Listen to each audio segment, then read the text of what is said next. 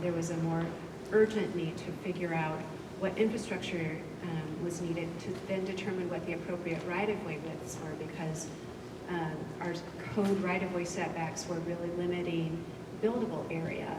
And I met many of you at the event in January in the new gen, and I heard a lot of comments about, don't just stop at this section. There's no place to walk on the other side, and there's steep ditches where if a car drives off the road, it's really difficult to get them out. So we were able to expand the scope of the project so it's all of Blue River Drive. So the term design concept, what does that mean?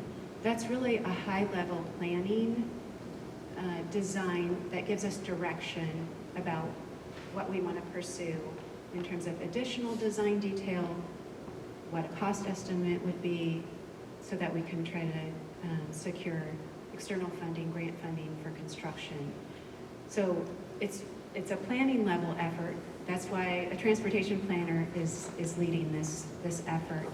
And the outcome of a design concept looks a lot like the maps that you'll find at each table.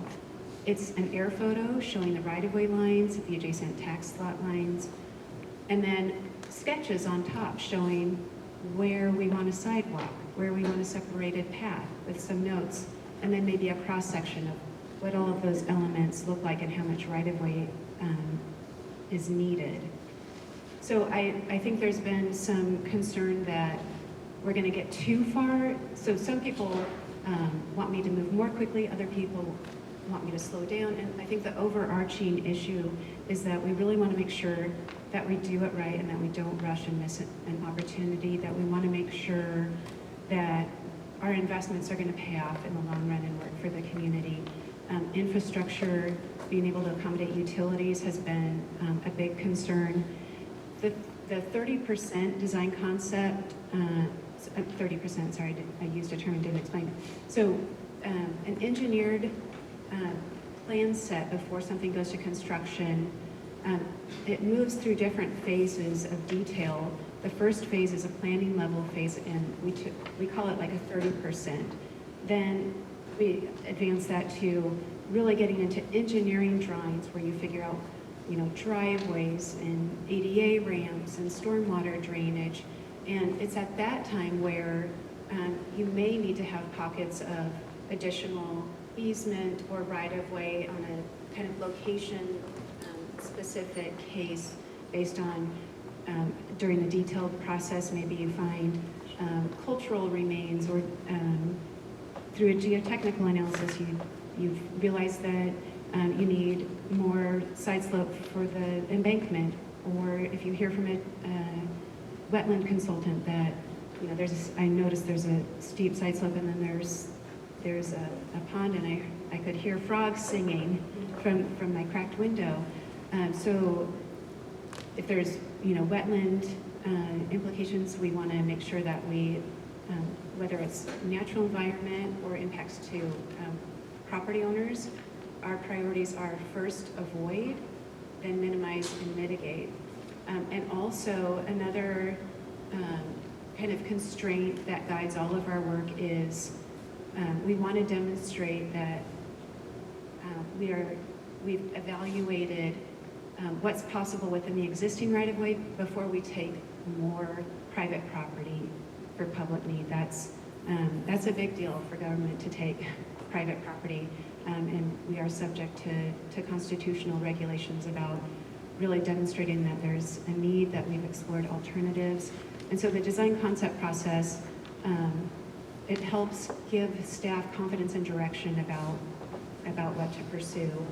It also is necessary to secure some federal funding. We currently don't have funding identified or secured for construction, assuming we all agree that this is what we want to build, and then we advance that to let's engineer the details.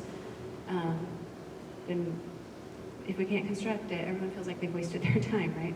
So part of the design concept process is also really trying to prepare so that we're really strong competitors for accessing state and federal funding. So some of the funding sources that I'm looking at, there's Safe Routes to School funding, Oregon Community Paths, Federal Lands Access Program.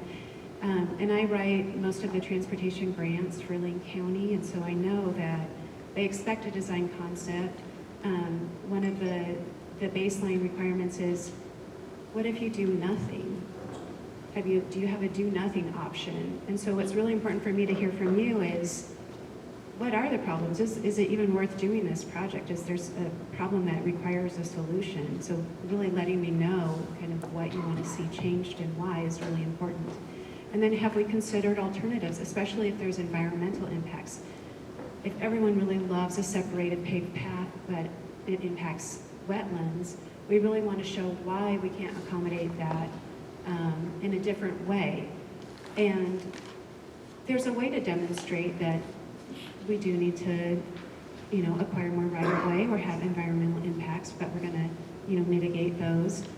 That is possible, but we still need to go through the exploratory process. So that's really what this is all about.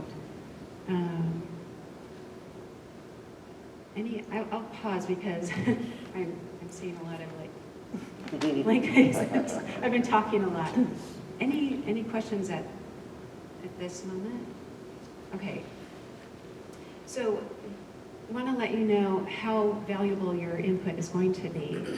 So I'm going to be collecting all of the input, the comment cards, documenting that, identifying themes but not individuals. I really want you to feel free to speak freely, and sharing that back with you. So it's really important too for me to have your contact information. I think we made sure that everyone's signed in and provided contact information.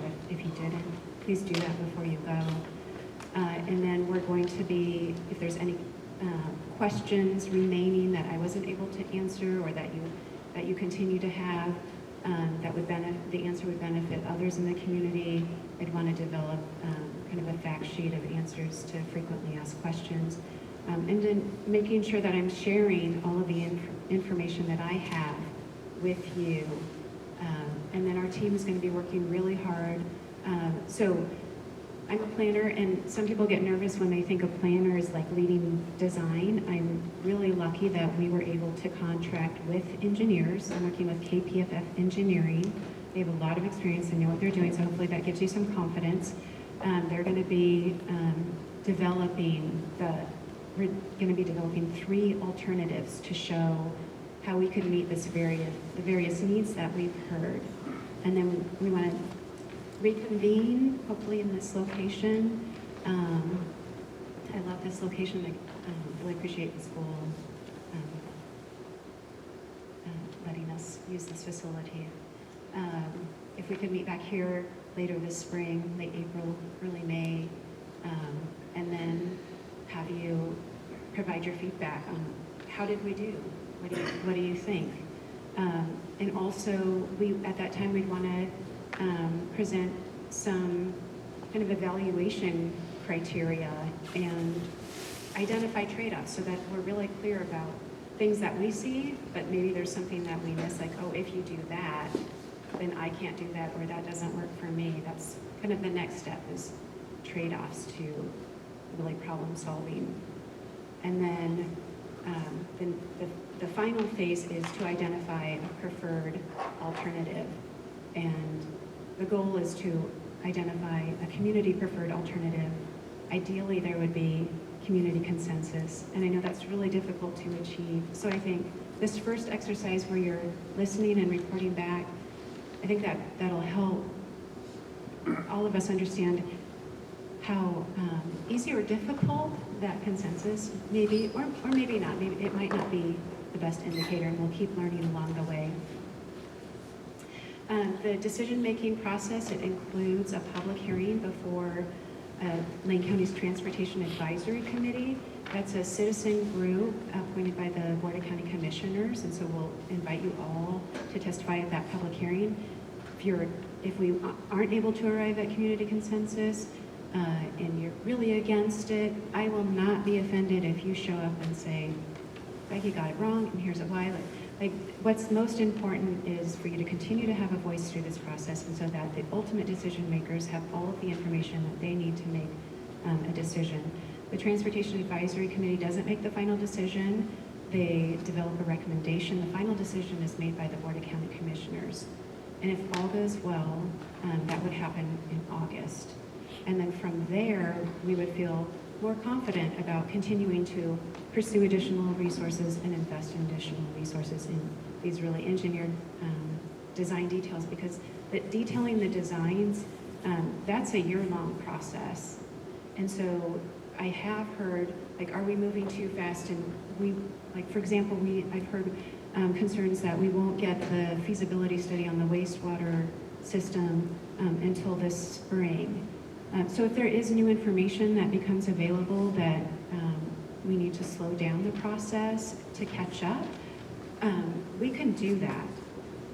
So just want to let you know, I'm not trying to railroad, ram anything through. This is for you, and I'm here, I'm working for you, seriously. I want this to work for everyone. What else on that? I think that's it for now. Any questions of me about the project?